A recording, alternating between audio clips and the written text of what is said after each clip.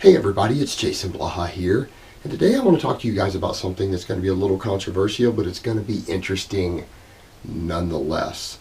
And I'm also going to link an article written by Chris Duffin down below because he and I agree on this. And if you don't know who Chris Duffin is, he is a top level power lifter who also does a bit of writing on the internet. He's a rather interesting guy. You should check him out.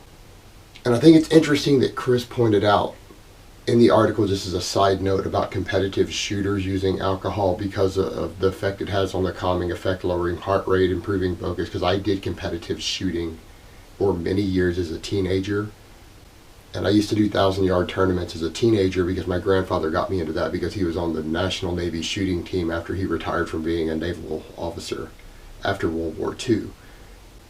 And so he got me into the competitive aspect of shooting, and that is true. You would see guys, if they were allowed to in competition, taking a shot of whiskey before they would compete between different rounds every now and then.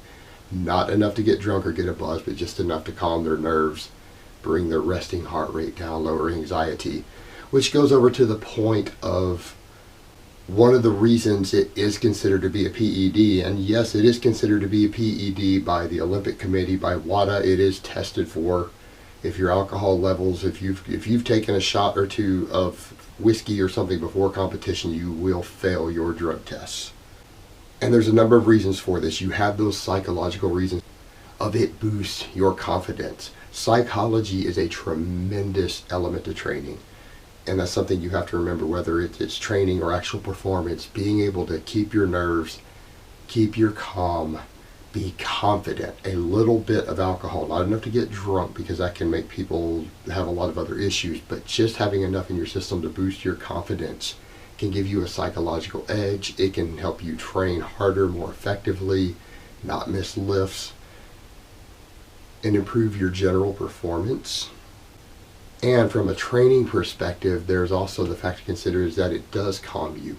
It brings your state of arousal down, and that's something I try to point out to a lot of people. That's very important for people who do very high frequency training, who train often, is to not get overly psyched up, to keep your calm, to keep your cool, because there is a limited body of data out there, and you'll find people like Matt Perryman who agree with that, who will tell you that overtraining and even the negative effects of overreaching are largely there as a result of how psyched up you get and how aroused you get during your training, cumulative over time, not the actual workload and the fatigue that you subject yourself to. That it's actually the psychological components and the hormonal components associated with the psychology that cause overtraining, not the actual stress on your muscles and connective tissue.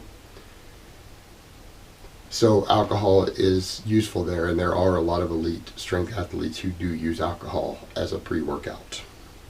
So you've got all those psychological components to consider, and then there's the energy perspective, and this is one of the reasons alcohol has been used historically for centuries by endurance athletes, cyclists, marathon runners, things like that, and it's fallen out of the mainstream because people don't seem to be aware of it anymore because it's now tested for. But yeah, the caloric density of it makes alcohol itself a superior pre-workout and intra-workout fuel source because it has a much higher caloric density than carbohydrates. Your body will burn ethanol as a preferred fuel source and spare glucose when it has it available, and it's far more readily absorbed than fat. So it is the equivalent of a fast-burning, fast-absorbing fat source in a lot of ways because it has the same caloric density of fat, but it's a preferential fuel source that you can absorb very, very quickly. So in terms of training endurance and stamina, alcohol actually works quite well. And this just isn't something I've ever seen anyone else bring up on YouTube, even though there's a long history in the sports world behind it. In a wide variety of sports, it's been used by champions for centuries, if not millennia. But you don't see anyone talk about it. So I thought it'd be interesting to bring it up just to see what people think and to create some interesting conversation. Alright guys, but that's really all I have to say on that today. I hope it has been informative, and I will talk to you guys next time. But let me give you guys a bicep shot before I go.